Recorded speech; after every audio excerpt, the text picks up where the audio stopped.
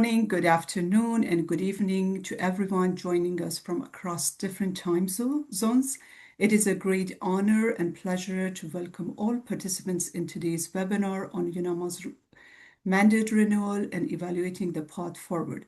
I would like to especially thank and express my warm welcome to our distinguished keynote speakers and expert panelists for joining us today. As Madam Ambassador has mentioned, the session aims to examine whether UNAMA mandate should be renewed as it is or adjusted through targeted change in scope, priorities, or structure. We seek to identify what an effective mandate should include and to produce a set of key recommendations for member states and UN leadership ahead of the upcoming renewal. Outputs will also include summary notes, which includes those who are in favor and against of the mandate change. There will be some effective recommendations on the way forward for the mandate change. This webinar will run for approximately 60 minutes. In the first segment, we will hear remarks and insights from our distinguished speakers. In the second segment, we will open the floor for reflections and discussions. All participants are welcome to submit questions through the Q&A section, and our colleagues at APL will try to concise and put all questions into different thematic areas, and our panelists will be answering to those questions in the final segment of the program. We will also continue to share with you any updates in terms of any links we have for the reports or any other information as we move forward with our program today. Dear participants, the United Nations Assistance Mission is a political mission in Afghanistan established by UN Security Council Resolution 1401 in 2002. As a former member of UNAMA, I witnessed firsthand the mission's critical role in supporting peace building and political transition efforts over the past 2 decades. UNAMA key responsibilities including supporting peace and political dialogue, promoting inclusive governance and human rights, protecting civilians, coordinating humanitarian assistance, engaging with national and international stakeholders, and reporting developments in Afghanistan to the National Security Council. While the mandate was consistently renewed between 2002 and 2021 with broad international support, the focus of the mandate evolved over time, from state building, elections, and governance to coordination and reporting. After the Taliban takeover of Afghanistan in August 2021, there is increased emphasis on humanitarian coordination, human rights monitoring, civilian protection, and good offices for dialogue with the de facto authorities and regional actors. Over the two decades, its mandate has been renewed annually by the United Nations Security Council through resolutions. Each renewal process typically included several steps, including review of the political, humanitarian, security, and human rights situation in Afghanistan, consultations among Security Council members, the UN Secretariat, regional actors, and Afghan stakeholders, reports from the UN Secretary General assessing UNAMA's performance and recommending mandate priorities, and negotiating among member states on the mission's scope, priorities, and language of the resolution. However, this time, the UN Security Council extended UNAMA's mandate only for 3 months until June 2026 to allow time for a broader review of the future role. UNAMA's 3-month mandate renewal creates a window to reassess and re-anchor the mission's strategic priorities, including political engagement or protection and human rights issues and large-scale humanitarian intervention. Since 2021, mandate renewal has become significantly and politically sensitive, with growing debate among member states regarding UNAMA's effectiveness, inclusivity, and broad future of UN engagement in Afghanistan in the absence of a formal government. The mission effectiveness has been significantly challenged by worsening human rights crisis, particularly restriction on women's rights and concerns regarding the protection of civilians. UNAMA Good Office's role has also become increasingly difficult to implement, especially in advancing inclusive governance and facilitating meaningful political engagement. While the mission has continued efforts to facilitate political dialogue, including support for Doha process, as Ambassador Ross mentioned, criticism has persisted over the lack of inclusivity and exclusion of human rights, particularly exclusion of human rights agenda. Questions have become raised about the politicization of Afghanistan human rights crisis and the extent to which the mission can effectively address these concerns under current conditions. The mission also faces significant operational challenges, budget challenges, and access to the insecure and the places hit hardly by the humanitarian crisis and a reflux of refugees and deportees from the neighboring countries. Under the mentioned conditions, some member states continue to support a full renewal of mandate with better budget and key scope and priorities, while others continue to argue that any kind of like limited rule for the UNAMA can jeopardize the documentation of human rights abuses, its engagement with the de facto authorities, and it limiting the regional dialogues and counterterrorism efforts. While some others focus that it should have a very targeted mandate with focus on humanitarian coordination and economic issues, taking out the political and human rights mandate. Considering this, the Environment UN Security Council also mandated an independent assessment in 2003 and 2004 for the path forward in terms of UN engagement in Afghanistan under the de facto authorities, which has provided key recommendations. Now, you can we can also provide the link to that. Now, you can understand that the current overall situation in terms of the renewal of UNAMA mandate lies on very grave kind of basis of uncertainty and lack of clarity. And to help to better understand the current debate and complexities, and also unwrap and unpeel various aspects of the mandate and its effectiveness in Afghanistan, it is my distinct honor to welcome and introduce our keynote speaker, Mr. Nasir Ahmad Faiq, a distinguished diplomat and current charge the affairs of the permanent mission of Afghanistan to the United Nations. Mr. Faiq has also served as senior diplomatic positions, including Deputy Director General for Regional Cooperation of the Ministry of Foreign Affairs. Mr. Faiq has also managed to stay active for more than 2 decades as in the Afghanistan Permanent Mission to the United Nations in various capacities, including Minister, Counselor, and Third Secretary, with extensive experience in diplomacy, regional cooperation, and multilateral affairs. Mr. Faiq has played an integral role in representing Afghanistan on international platforms and advancing engagement with the United Nations and the broader international community. Mr. Faiq will, in his keynote remarks, will shed light on the recent interactions with the member states and his reflection of the independent assessment on engagement with Taliban mandated by UN Security Council in 2003 and 4, and share his recommendation for the effective and meaningful UNAMA's mandate in the light of the current realities. Thank you very much, Mr. Faiq, for taking your time and joining us today for this very timely session.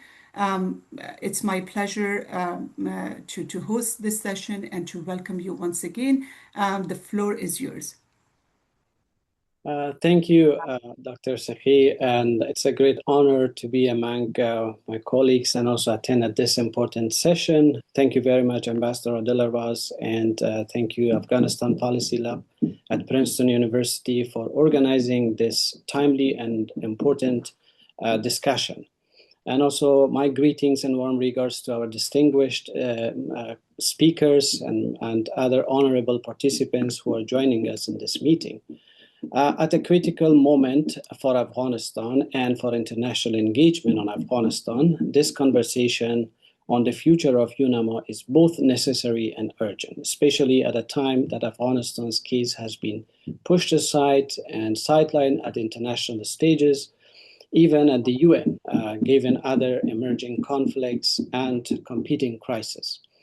The mandate renewal of UNAMA should not be viewed as a routine technical exercise. It's fundamentally a political and strategic discussion about the future direction of international engagement with Afghanistan and about how the United Nations can most effectively support Afghan people in one of the most challenging periods of our contemporary history.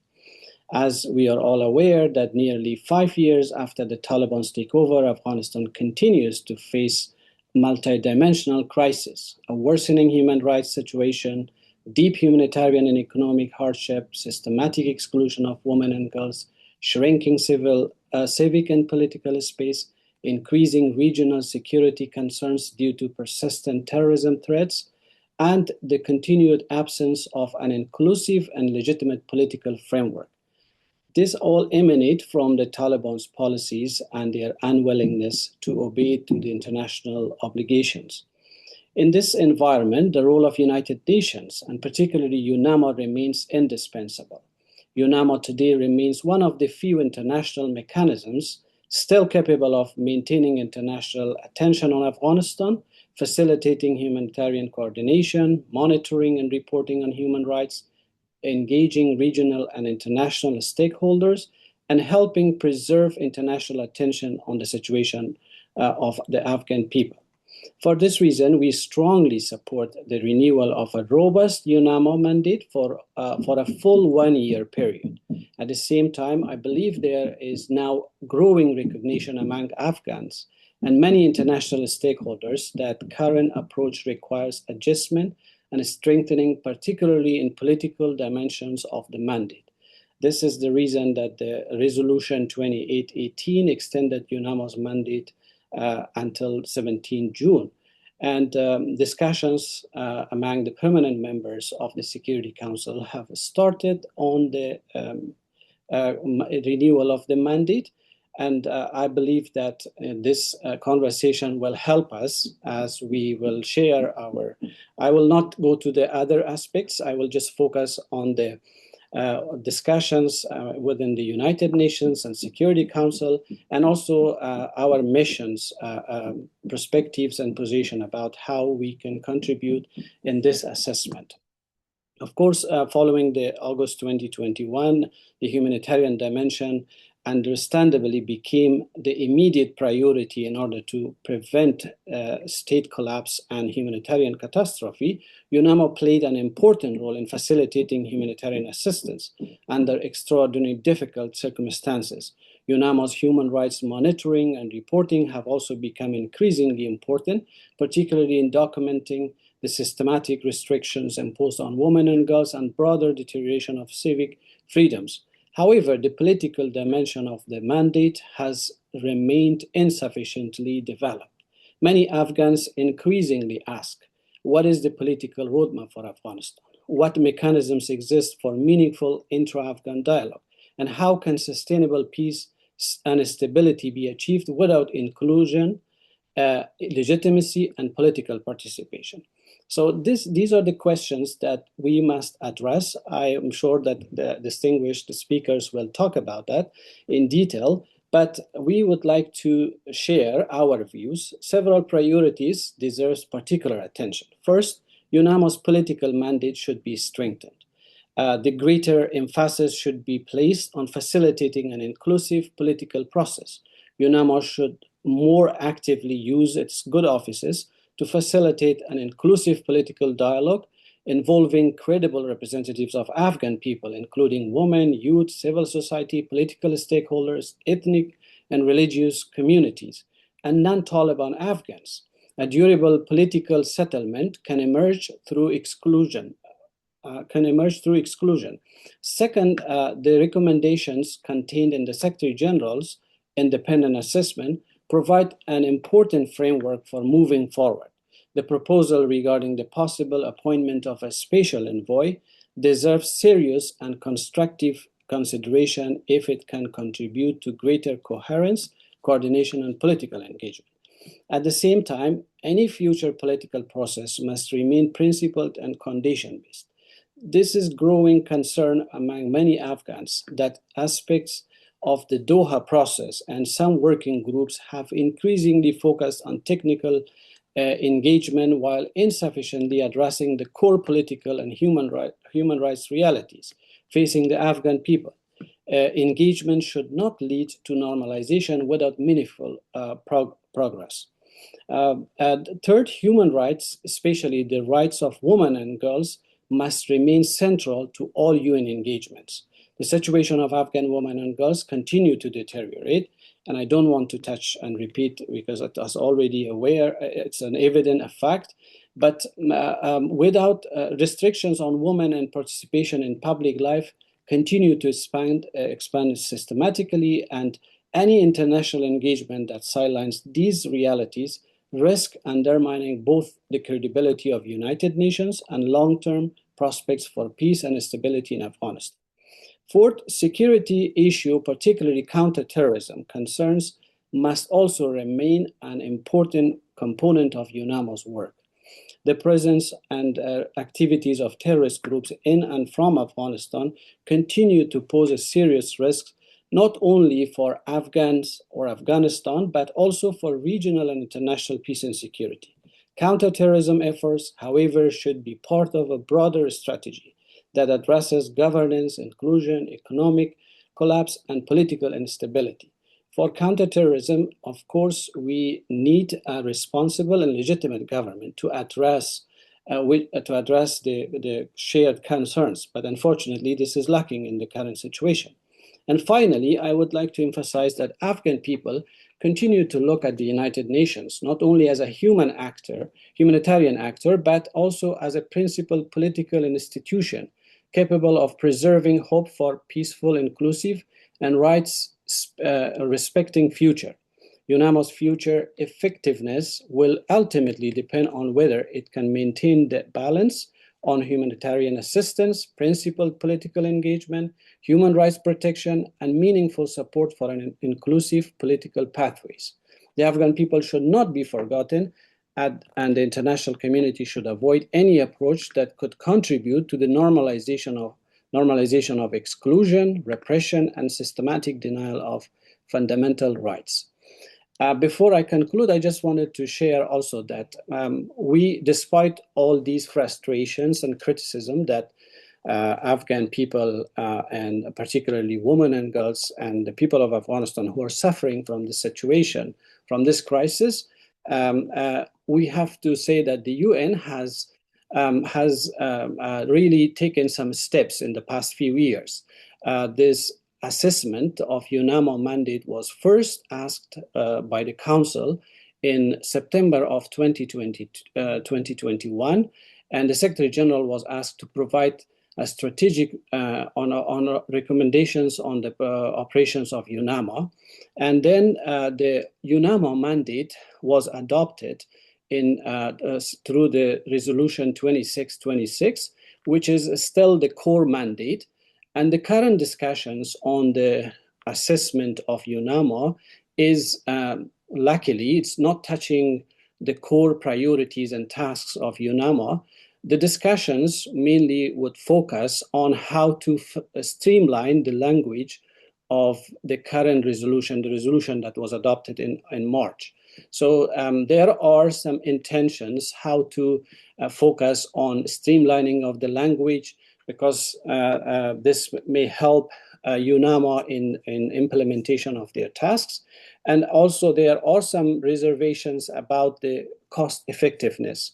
And also maybe there are some, unfortunately, there are some, due to this frustration that we talked or we alluded, there are some intentions that we should also talk about the sunsetting of this mandate.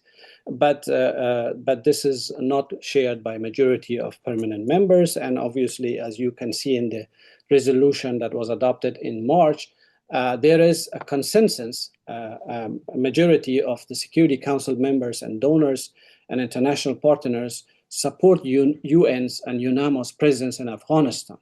But Secretary General also started the Doha process. But what is missing is that these current two working groups, either they have not produced any outcome or any tangible outcome, or there is a risk that it will normalize the current status quo. That's one of the reasons we push that the situation of Afghanistan is political impasse. Afghanistan is in a political impasse because there is no legitimate government. For that, we really push that UNAMA and UN should play an active role in addressing the political situation in Afghanistan first, because donors, even the reduction of the funding and the concerns from the donors who are engaging in the situation of Afghanistan, and they are based on lack of trust that Taliban have not fulfilled their commitments. And also the Taliban are the main factor, because one of the obstacles that they are not willing to comply with the commitments, they are not willing to cooperate.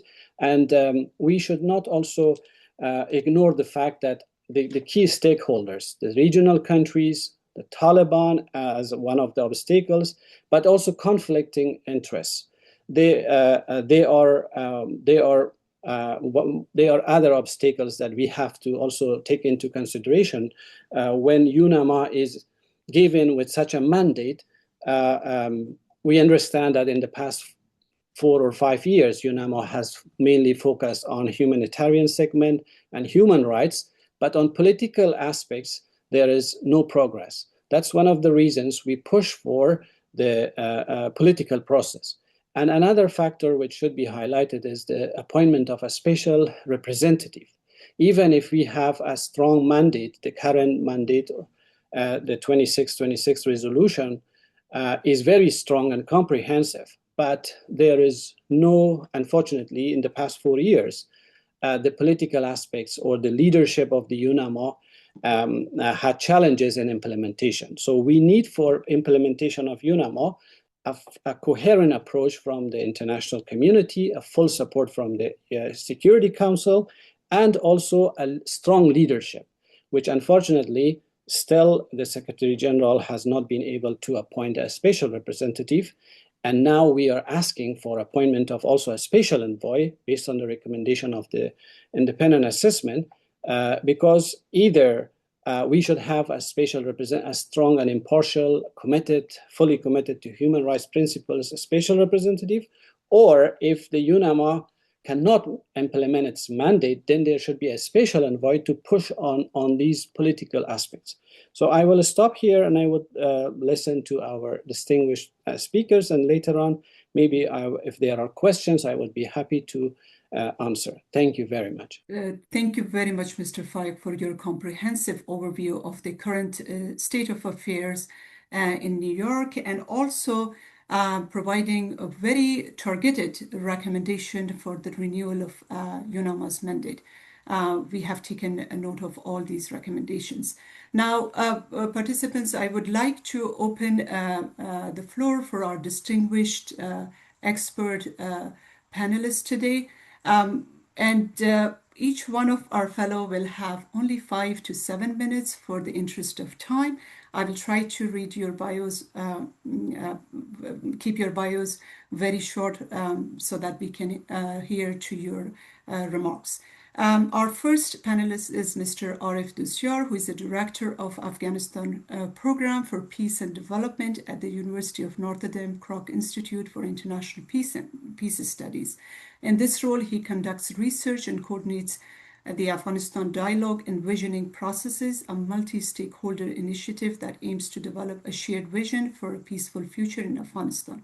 Mr. Doshar has also remained a Consul General in Los Angeles, and he has actively and written in different outlets, including New York Times, BBC, the Foreign Policy magazine, and his recent work, a recent article is published by the London School of Economics and Political Science.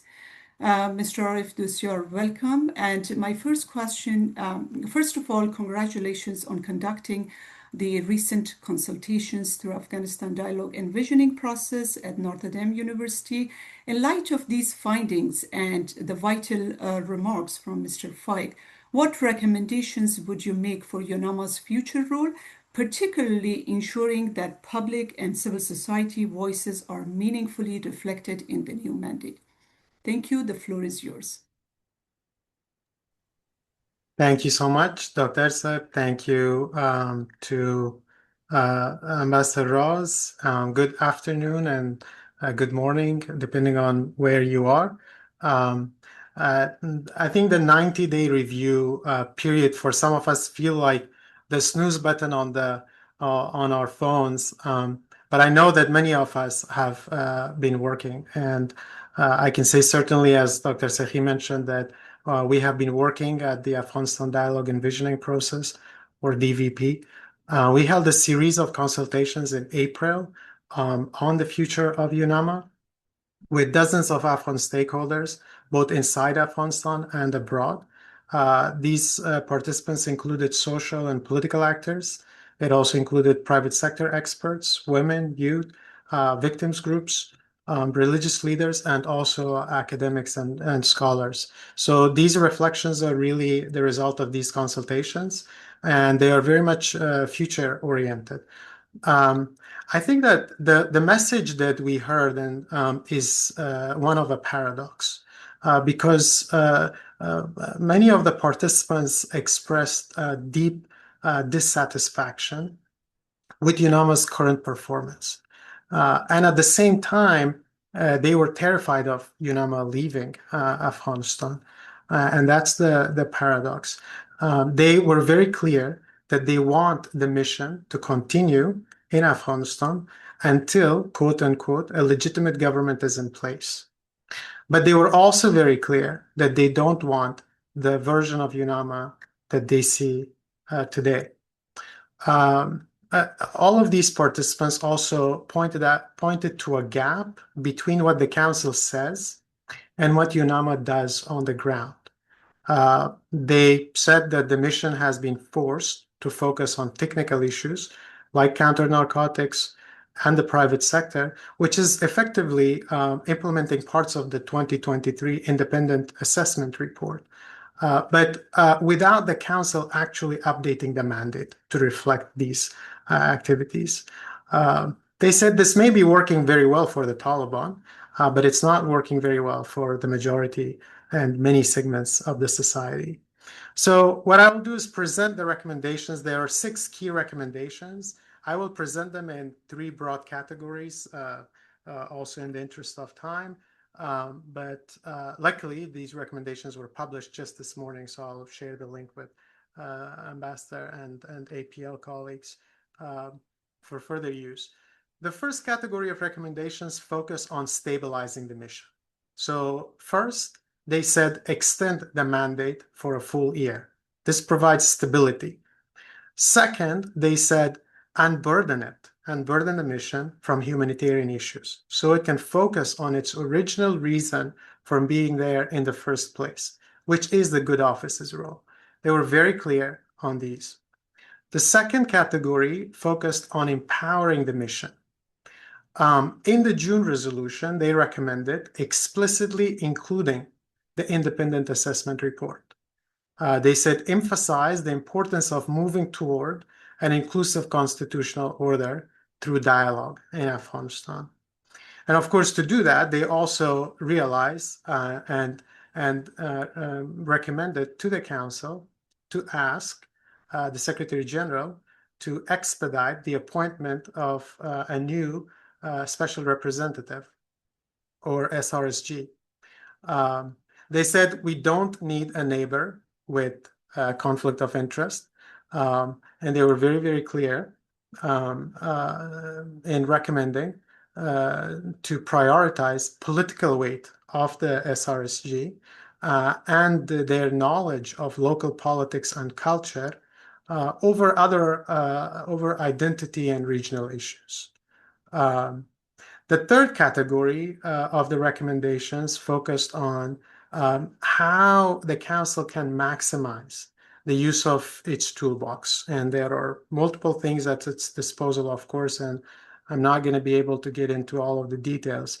But everyone who spoke in these consultations reiterated this vision of getting to an Afghanistan at peace with itself and its neighbors and fully reintegrated into the international community. And to do this, they said the June resolution should recognize engagement with non-Taliban actors, especially the new generation of leaders that have emerged over the past 2 to 3 decades. They are, of course, very well aware, and these are people that are active both inside the country, in the region around Afghanistan, and globally. And so they know the challenges and constraints of the UN and UNAMA. And so they said, we know that the Taliban will not like this, especially if you engage with actors who are based abroad. And okay, in this case, pursue a dual track engagement. Begin with delegating engagement with diaspora or exiled forces to the UN headquarters, or create a regional hub. And there seems to be ideas that are practical that we could look at and work around the constraints that we have today. The last point that they made is enforcing issue linkages. And I think this is also really important to note.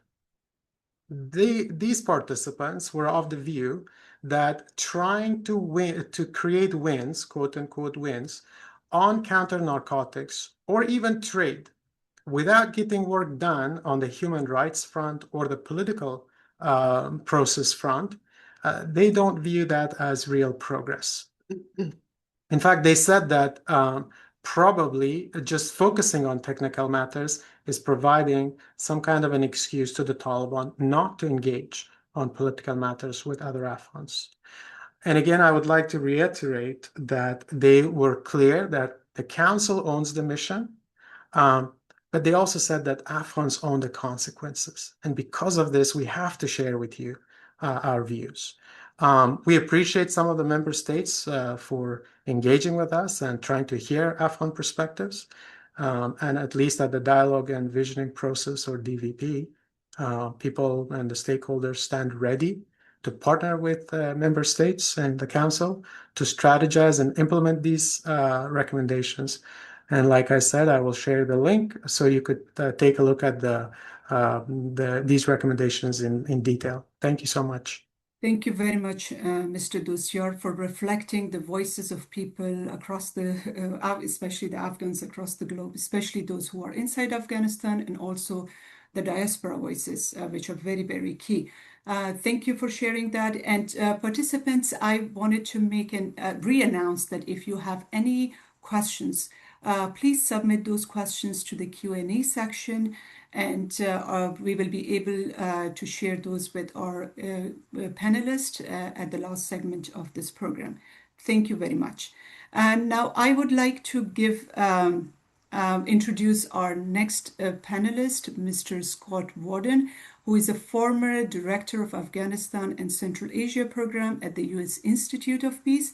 He brings extensive experience in reconstruction, development, governance, and democracy policy, with deep regional expertise in Pakistan and Afghanistan. He has served at CIGAR, USAID, and Afghanistan Electoral Commission, and also in Cambodia and other places on transitional justice and legal aid issues.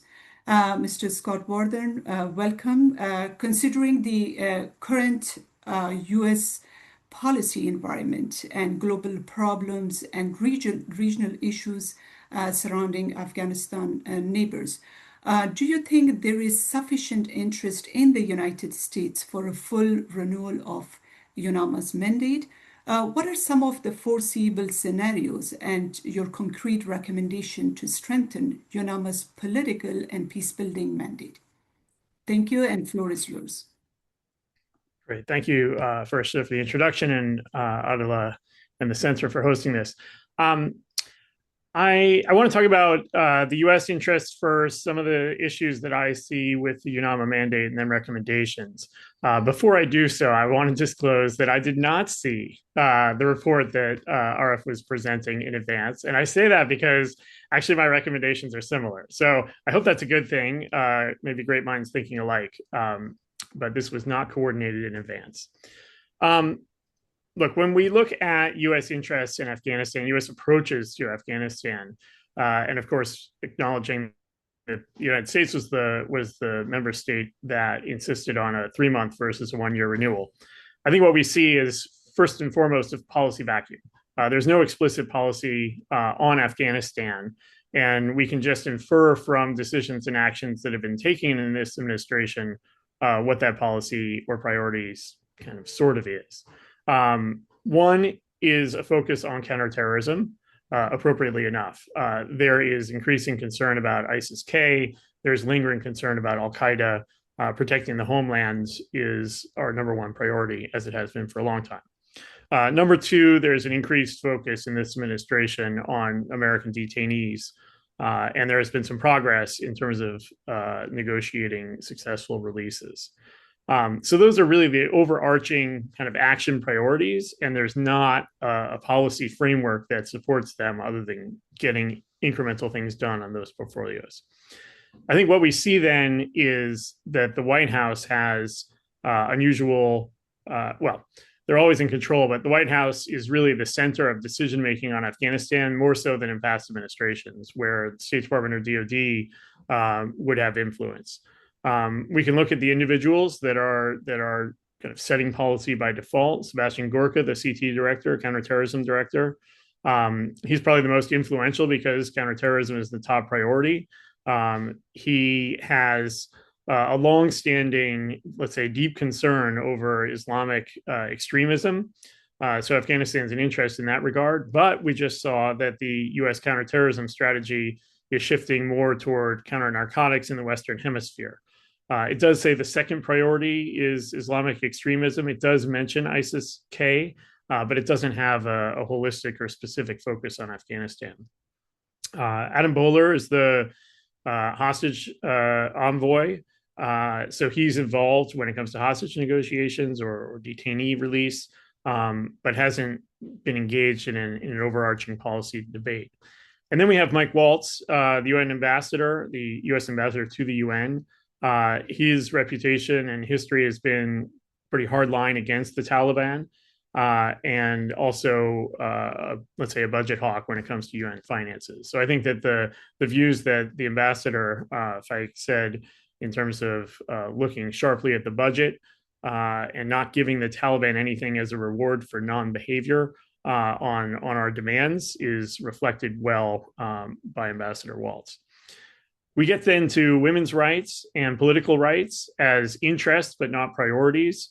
I think it's a little bit ironic that women's rights is often used as a complaint by the administration against the Taliban, which is, of course, entirely correct. On the other hand, I think it is more, let's say, a symbol of Islamic extremism and the results of that than advocacy for women's rights per se. But either way, we're not designing policy really around protecting or improving that, as far as I can see so far. So when we put all this together, we see a number of contradictions in the U.S. approach, in my view. First, we need to cooperate with the Taliban, both to negotiate detainee release and to fight ISIS-K, as well as hold them to their commitments on other counterterrorism priorities. So in that sense, we need to, and we seem to have a decent functional relationship on those issues. On the other hand, we have a national security strategy and a counterterrorism strategy that recognizes Islamic extremism of the kind that the Taliban enable and promote as one of our biggest threats. So we want to keep them at arm's length. So engagement and arm's length for different purposes. And then there's a separate, let's say, overarching concern about not getting an immediate return on investment, if you will, for paying UNAMA dues or costs. At the same time, we want to transform the situation in a way that is more favorable toward U.S. interests in the region. And so that's a contradiction as well. Short-termism versus long-termism, and how do you assess budget costs? So I think the three-month extension reflects a number of these contradictions, the desire for a different path, and yet not an obvious, let's say, policy direction toward one.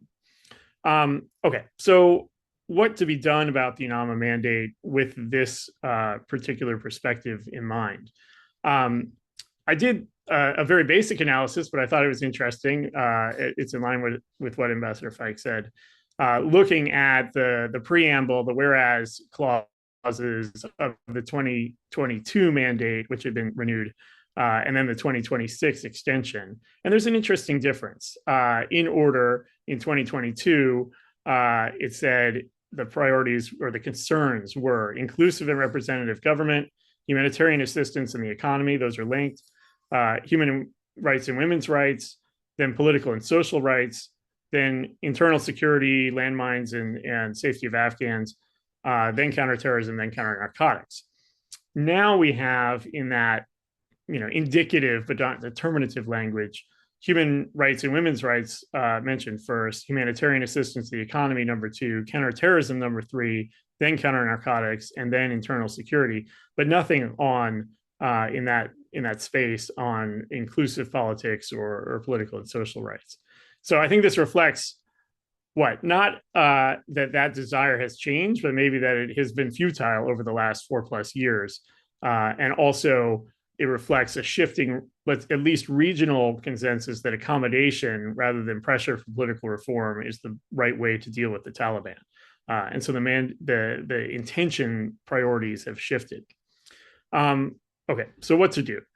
I think that the number one point is that something is better than nothing. If UNAMA didn't exist, we would really miss it.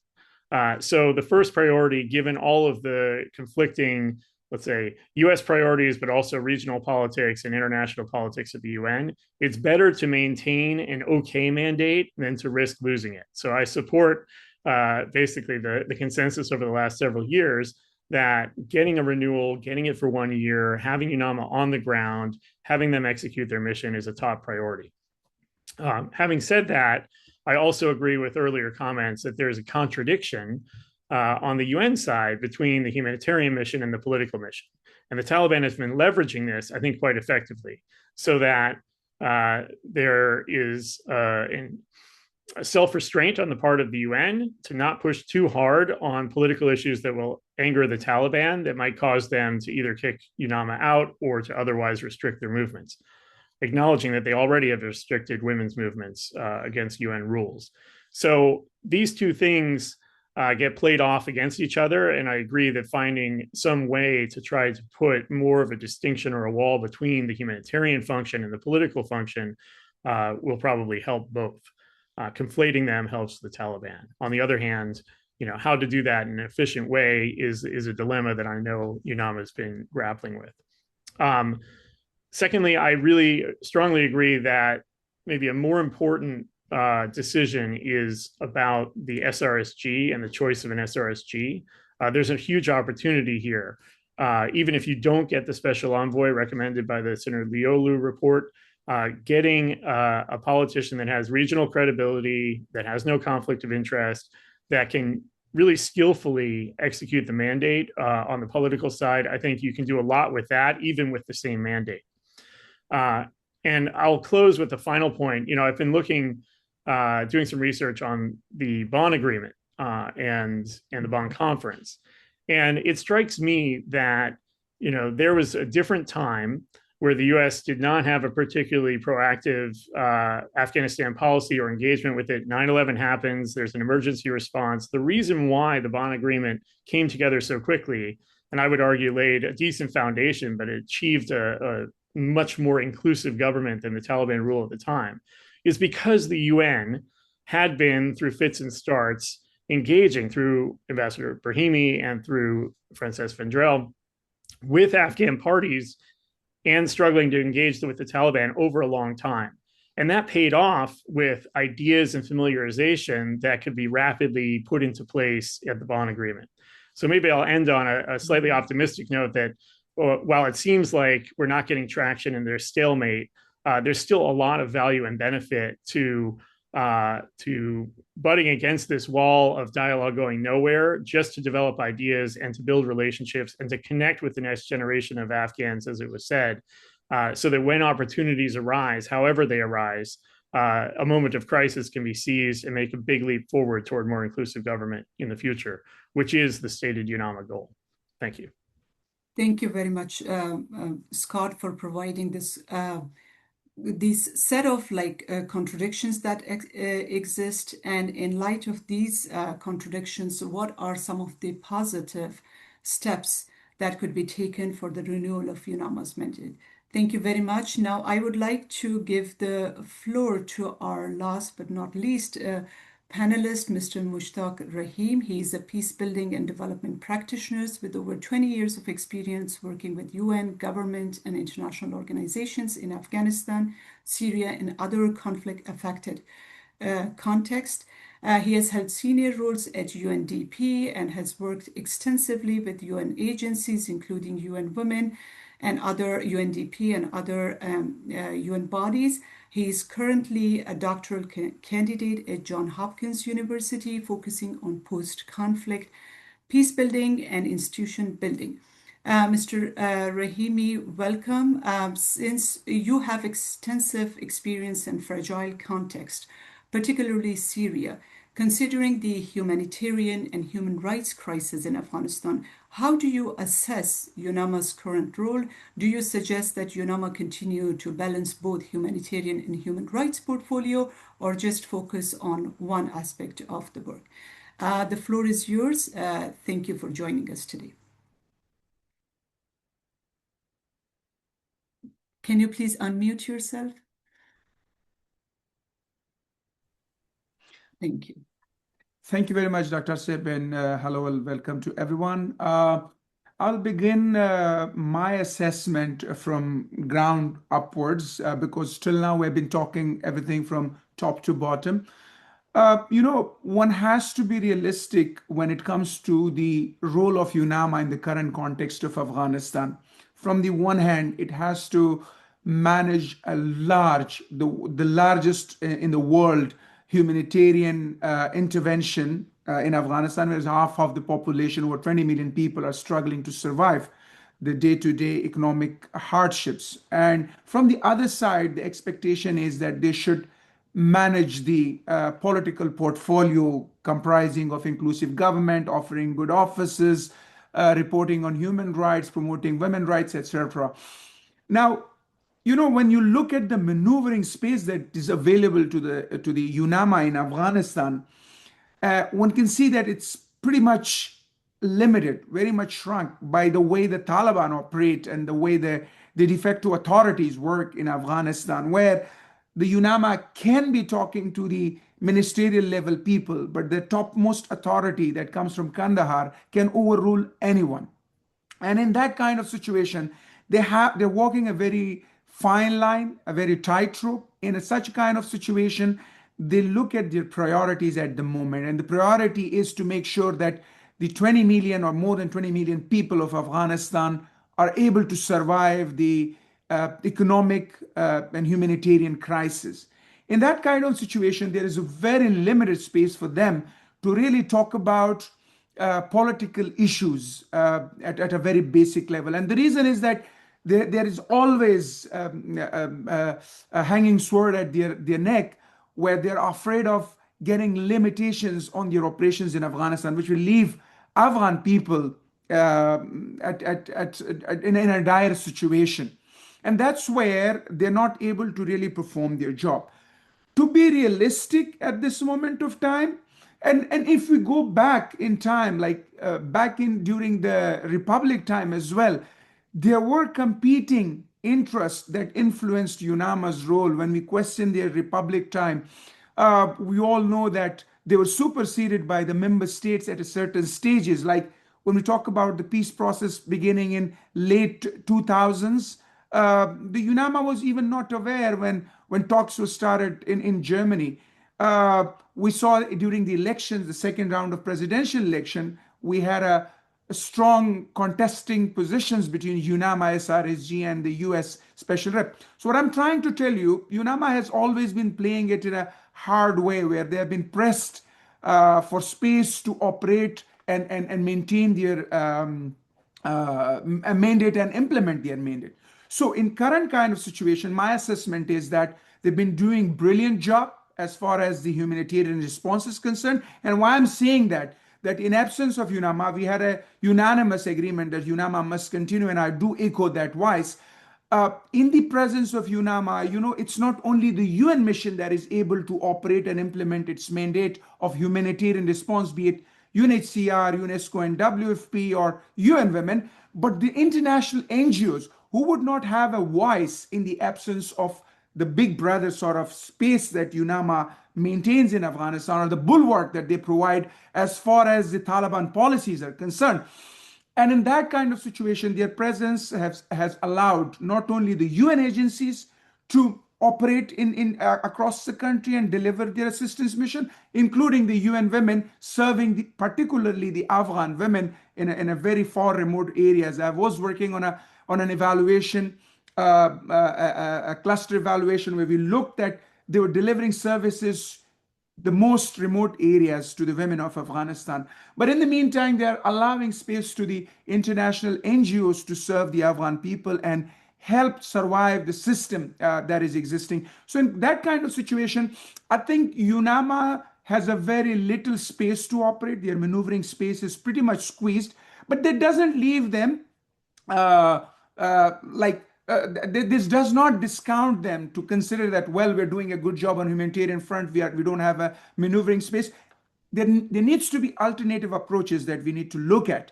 From the human rights reporting perspective, I think they've been a voice for Afghans right now because of the media curbs that we have in the country, because the civil society is restrained to operate, even exist. In that kind of situation, I think they've been doing a lot in terms of reporting. But then we have to look for alternative approaches, or maybe innovative approaches, I would rather say, in order to detach the humanitarian efforts that is being implemented by UNAMA from the political mandate that they have. There is a talk at the UN where there's a discussion that they should have a remote office for political affairs. I don't agree with that. I believe they need to be in the midst of the things. They need to be inside the country to operate, but the detachment, and they talk about the envoy that was taking place earlier. I think Scott and Dostiar mentioned those. I have experienced it firsthand in Syria, where the political envoy was fully detached from the rest of the UN mission that was focused on humanitarian and development interventions. And that left a lot of space for the technical intervention and political intervention. And wherever the state authorities were not happy with the political mission, it did not affect the technical side of the work. So I believe there is need for innovative approaches, but let's be realistic. Another aspect that we really need to consider, that is that, there is a discord among the UN Security Council permanent members. You have Russia and China on one side. They have de facto and de jure legitimization of the Taliban. They have recognized them. On the other side, you have the United States that is purely looking at things from the cost effectiveness perspective. But when we talk about cost effectiveness perspective, Scott mentioned that the engagement in 2001 allowed space for Bonn Agreement.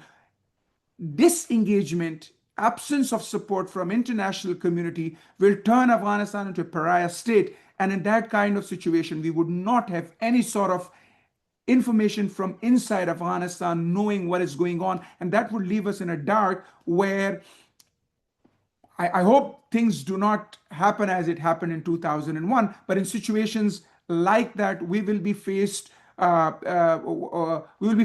the wall instead of finding a way out. So to keep it short and to just remain focused, I think UNAMA is really much constrained for space. That is one thing.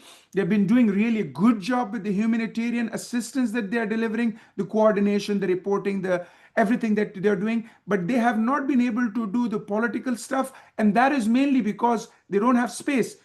Let's remind ourselves that the Taliban put a ban on female staff to going to the offices, and the UN had to abide to even that little restrictions that was put in place. Consider a situation where somebody suddenly wakes up in Kandahar and, just like turning the internet off, tells UNAMA to leave, and realize and think about the scenario where you have 22 million people struggling for survival. I think that in that kind of situation, we have to give little bit discount to UNAMA, but going forward, I believe we need to have consideration of innovative approaches where we can have this detachment approach or any other approach that can be discussed and looked for. I'll stop here, and of course, I'm here to answer any questions. Thank you very much, Mr. Rahimi, for providing the detailed account of the level of challenges UNAMA is facing in pursuing its mission on the ground. And thank you for reflecting on both the humanitarian and political fronts and the limitations. Panelists, thank you very much from all of you for contributing your initial remarks. Now, we will go to our third segment, and we will hear from Afghanistan Policy Lab fellows. Each fellow will have strictly 2 minutes for the interest of time, and we have received few questions from our participants, and we will come back to you all with the final your replies and your final wrap-up comments. Thank you very much once again. And moving to the Afghanistan Policy Lab fellows, our first fellow is Dr. Umar Sadr. Dr. Seb Sadr, floor is yours. Thank you, Dr. Seb. I'm glad to be amongst all the colleagues here.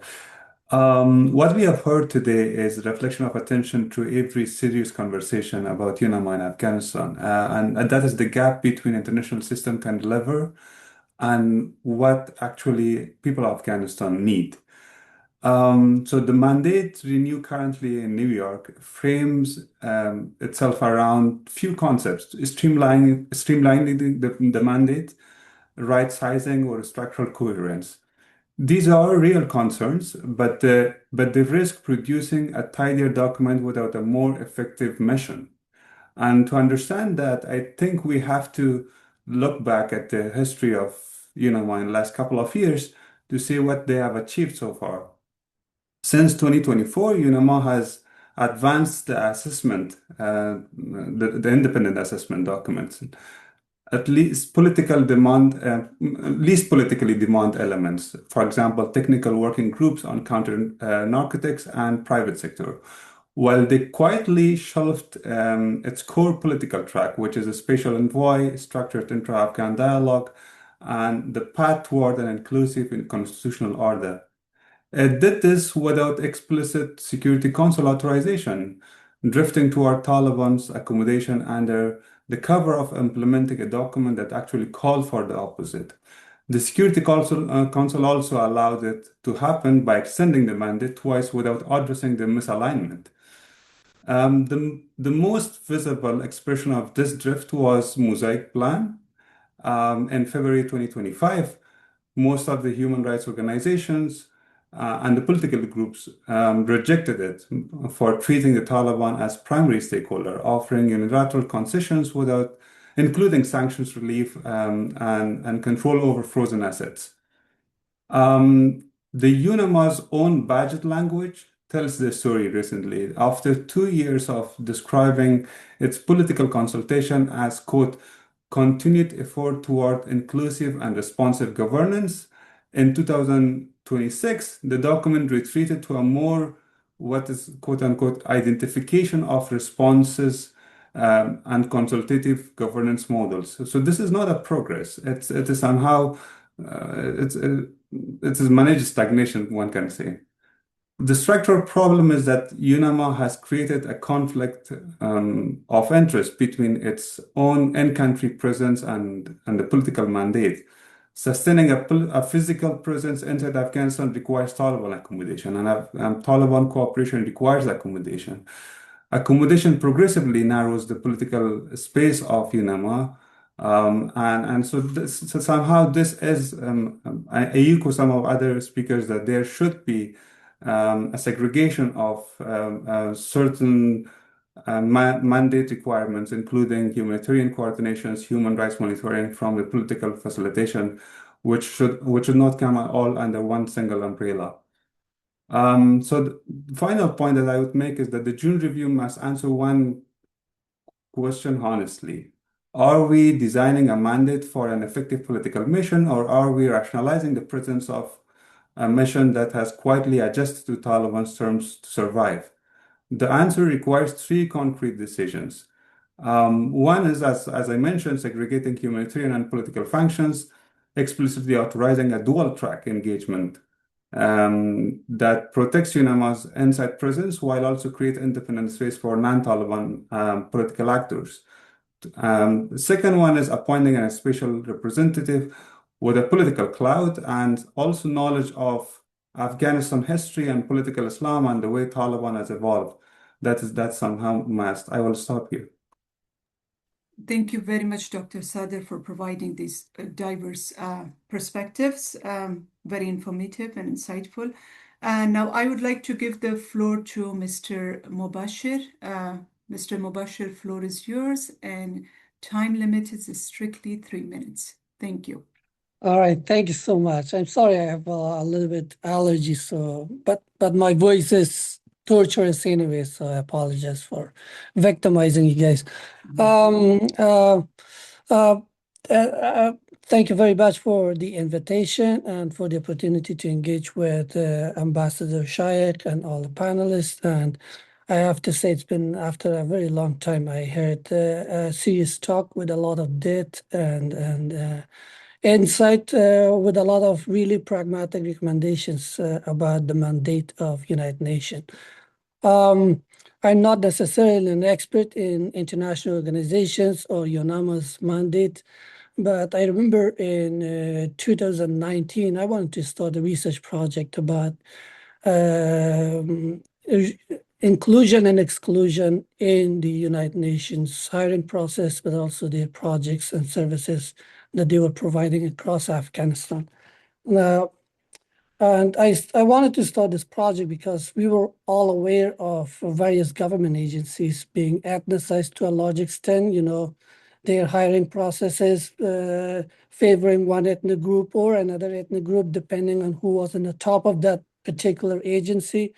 But what we didn't really seriously examine at that particular time was how international organizations were, to a large extent, ethnicized. And even those who were on the outset that looked diverse, they were pretty much departmentally divided along ethnic lines. So I wanted to examine that.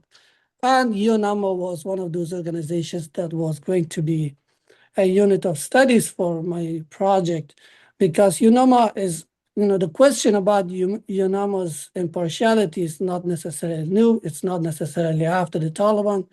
It's long before the Taliban. There were scandals. They were involved in the interference of the elections in 2014 and 2019. More specifically, their local members and ranking members were involved in support and manipulation of the elections and use of their positions in favor of the campaign of Mr. President Ashraf Ghani. It's in my thinking, if it was a terrible organization, then why would we expect it to be a better organization now? But things have gotten worse since the Taliban returned. We have a lot of reports of these international organizations mostly hiring pro-Taliban individuals because they want to be in the good grace of the Taliban. And obviously, these hiring processes have a huge impact in terms of how they provide humanitarian aid to various parts of Afghanistan, and whether their projects are inclusive, their distribution of services and aids are inclusive or not. Because we also have reports of different parts of Afghanistan claiming and arguing and alleging that they have been excluded from various aid programs, including those by the UNAMA. So I guess my question is, when we are, for example, analyzing UNAMA, writing reports about it and all that, it's very important that we have to examine their hiring process, how transparent it is, how inclusive it is, and we also have to examine their aid, services and various parts of Afghanistan. Since my time is limited, I have had a bunch of questions based on the conversations of our wonderful panelists, but I'm going to stop here, but maybe I will ask it later. Thank you so much. Thank you very much, Mr. Mubashir, for joining us for this reflection segment on the panelists' remarks. And now, for this interest of time, I would like to go and read the questions we received from our participants today. So the first question is from Ambassador Fayek. Mr. Fayek suggested that the appointment of a special envoy should be considered. I'm sure he is well aware that some member states, including China and Russia, did not wholeheartedly support the idea in late 2023. Do you think they will consider it this time? It is coming from an anonymous participant. Ambassador Fayek, floor is yours.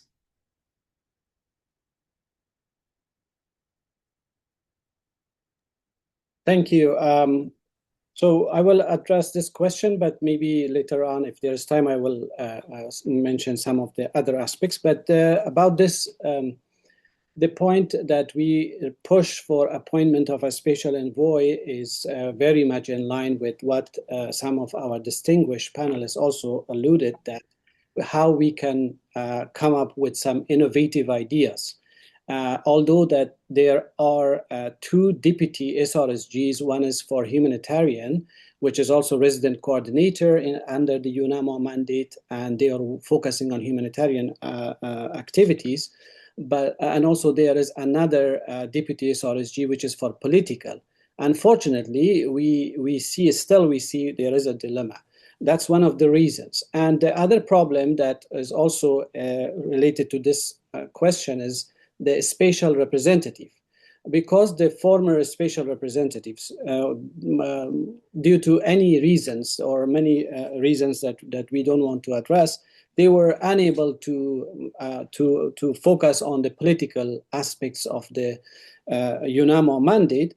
The reason that the special independent assessment proposed the special envoy appointment to focus on the implementation of those forward-looking recommendations, because that special independent assessment came directly from the Security Council. The Security Council asked the Secretary General to conduct, based on the current situation in Afghanistan, to conduct a special assessment and then come up with some forward-looking recommendations.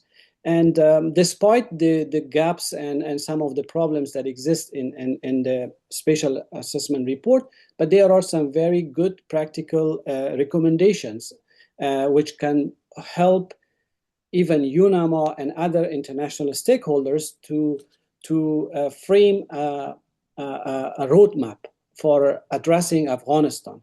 And one of the objectives was how to come up with an coherent, independent, and integrated approach, because there are different stakeholders with different interests and different priorities. And how can UN can coordinate and bring them along?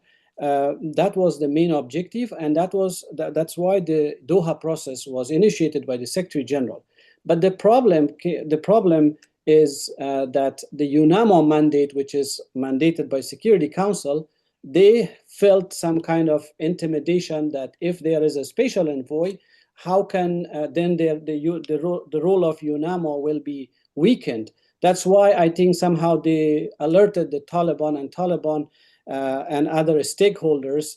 They rejected the special envoy's appointment, because the special envoy's appointment would be out of the Security Council's mandate, and the person will be responsible to reporting to the Secretary General.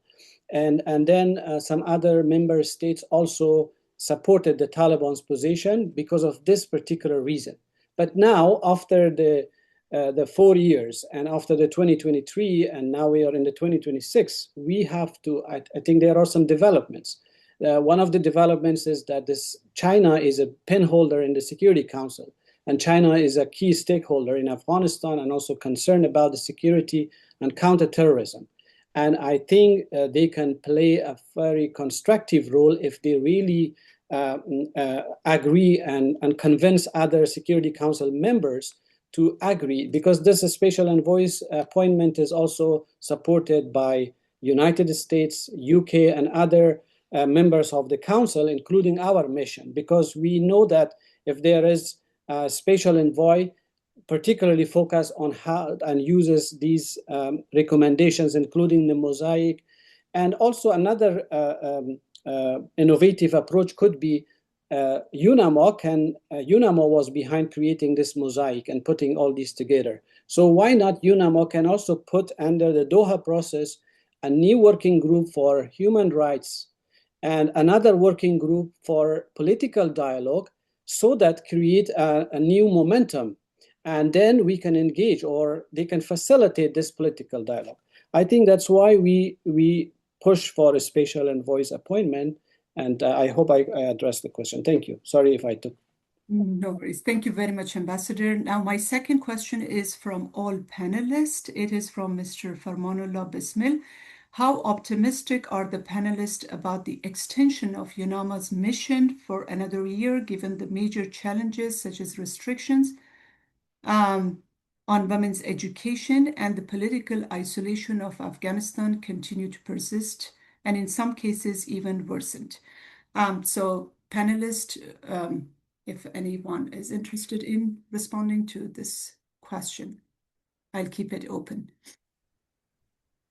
How optimistic are the panelists about the extension of UNAMA's mandate for another year, given that major challenges such as restriction on women education and political isolation of Afghanistan continue to persist? Yes, Scott. Yeah, thanks. I'll respond to that and maybe add a few other comments as my kind of closing remarks. As I said, I'm reasonably optimistic because, as I laid out, I think UNAMA is the least bad option for many parties, including the U.S., to manage the Afghanistan situation. So I think that it's fine to question the budget. It's fine to ideally tweak the mandate to be more politically engaged. But at the end of the day, I think it will be extended because there's not a better option or solution given the stalemate and the other priorities that we have. If I can, though, let me just mention a couple other ideas. One is that my lesson personally from the U.S. negotiation of the Doha Agreement is that what got the Taliban to the table, and we can criticize the outcome of that negotiation and so forth, but the Taliban agreed to concessions with the U.S. so that we could withdraw. And the formula, in my mind, was putting big for big on the table. The U.S. was willing to put the fact that total withdrawal of troops on the table, and they were also willing to negotiate directly with the Taliban, for better or for worse. These are major breaks with previous policy, and it got a negotiation that, at least satisfied the current administration's interests at the time. So, this has been discussed for a long time. What about a roadmap? Senator Liolu identified some possible pathways. We know what the Taliban want in terms of sanctions, in terms of recognition. They should not be given that lightly. There need to be major concessions on women's rights and inclusion. But maybe in the absence of any progress going incrementally over the last few years, maybe a structured negotiation with either a special envoy or a much more empowered SRSG is the way to try to get Afghan concerns more on the table, because something real is on the table for the Taliban. So I throw that out there. And then I also just mentioned briefly a counterpoint is, it's interesting. We do have a real-time experiment where Richard Bennett, the special envoy for human rights, has been very principled and I think has satisfied a lot of people in terms of his inclusion and in terms of the strength of his messaging, calling the Taliban to account. They won't let him in the country, so I honestly don't know what the analysis is. Does making compromises to stay in the country and pulling your punches yield more benefits than being principled and being out of the country? Unfortunately, neither one seems to be working, but I think we can compare and contrast between the special envoy's mandate and what's been happening on the political side of UNAMA to see where the costs and benefits are. Thank you. Thank you very much, Scott. Now, my last question is, what concrete outcomes or changes do they expect from this renewed mandate that were not achieved during the previous one? This is for our two panelists. Maybe, yeah, Dosiar said, if you can also provide your concluding remarks, because we have to end the program at 12:30 sharp. Thank you. I mean, I think that one thing I will take away from this call is that there is a gap between interests, priorities, and needs. And so there's a way to view this issue from the offices in New York, and then another way to view it from the streets of Afghanistan. And the latter part has not received enough attention. And this is what we need to hear more of. Talk to the Afghan people and hear their voices. I'll just leave you with that. And if we can get closer to that, I think in these negotiations in June, I would say that that would be a good outcome. Thank you very much, Mr. Dosiar. And the final question is from Mr. Rahimi. My question is not about future need of UNAMA in Afghanistan, but I'm interested to know the tangible achievements UNAMA had in the last 5 years in all areas, including human and women rights. Yeah. So UNAMA's achievement, you are the perfect panelist to respond to this question. Thank you very much. Well, when we talk about the broader political, human rights related and all that, we have been talking about it for the last 1 hour or so, that they have not been able to do as much as one would expect, the bare minimum even. And that is mainly because of the limited space that is available to them. But, one of the things that I can highlight is that they have been voice of Afghan people from inside the human rights reports that have been coming out, or the services that have been provided to civil society organizations directly and indirectly. I mean, they've been doing a lot of work with the civil society organizations and individuals who have been active in Afghanistan. But that doesn't even touch the bare minimum standpoint or the benchmark, but that is what they have been doing. And for me, like engaging women in entrepreneurship through the programs that UNDP and UNESCO to a certain extent doing, the community-based education that they've been doing, and that again allows women space to operate socially. The UN Women have been doing a lot of stuff, establishing referral centers and activities like that. So that has been what has been done. Bare minimum, not achieved even, but still, I mean, something is happening which would not have been happening in the absence of the presence of the UN mission in Afghanistan, I believe. Thank you very much, Mr. Rahimi, for your final concluding remarks. We have received many other questions, but for the interest of time, we won't be able to pursue all of them. We will make sure to take the record of those questions and provide the answers in the future. Ms. Ambassador Raz, I would like to give the floor to you for your concluding remarks. Once again, thank you very much, everyone, for participating in today's event. It was an honor to moderate this extremely distinguished group of panelists. And thank you very much, Ambassador Faik, for being with us despite your very hectic schedule. Thank you all, and floor is yours, Ambassador Ross. Thank you, Dr. Sebsahi, for doing an excellent job and moderating today's conversation. I think there was a lot to take note of, and there would be a lot for the APL to really put together as part of a set of recommendations for member states and UN body who would be engaged in the extension and renewal of UNAMA's mandate. My sincere gratitude, of course, you expressed it, still goes to our brilliant speakers and panelists. Thanks, Mr. Faik, for your time and your availability. Thank you, Scott, for being such a strong and prominent voice on Afghanistan and your excellent intake on the role of US and the priorities that the US government has highlighted, including the US mission at the United Nations. We learned so much. My gratitude also goes to Mr. Dosiar for the wonderful job he has done and his team has done for putting together a very comprehensive questionnaire to the 80 participants, Afghan participants that had answered with very excellent intakes on how UNAMA could be effective and their role in Afghanistan. Mr. Rahim, it was an honor to have you once again in our discussion, and so much to learn from your inputs and what you have recommended. It will be taken into consideration. And of course, to my colleagues and APL fellows, Mr. Bashir Mubashir, Dr. Saib Sadr, and Nazila, who came in and she wanted to take the floor, but because of the interest of the time, we couldn't really give her the floor, and really thankful to her for being patient. And of course, thanks to our participants who stayed with us until the end and all their questions. So sincere apologies for those that we couldn't answer your question, but hopefully in our future discussion and hopefully with the output as part of the set of recommendation that we will put together that will answer some of your question. So the recording of this today's discussion will go online, and I hope it will be effective and useful. Thank you again and wish you all the very best.